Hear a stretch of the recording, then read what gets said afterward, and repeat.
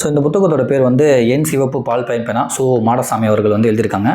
இந்த புத்தகத்தில் வந்து என்ன இருக்கும் அப்படின்னா வந்து கல்வி சார்ந்து, மாணவர்கள் சார்ந்து, ஆசிரியர்கள் சார்ந்து, அவங்களோட முறைப்பாடுகள் சார்ந்திருக்கும், அவங்களோட பிரச்சனைகள் சார்ந்திருக்கும், ஆசிரியர்களோட டிஸ்கஷன் சார்ந்த நிறைய விஷயங்கள் இருக்கும், கல்லூரிகளில் வந்து முறைப்பாடுகள் சார்ந்த நிறைய விஷயங்கள் இருக்கும், ஆசிரியர்கள் மாணவர்கள் அவங்களுக்குள்ள இடைவேளிகள் சார்ந்த நிறைய விஷயங்கள் இருக்கும்.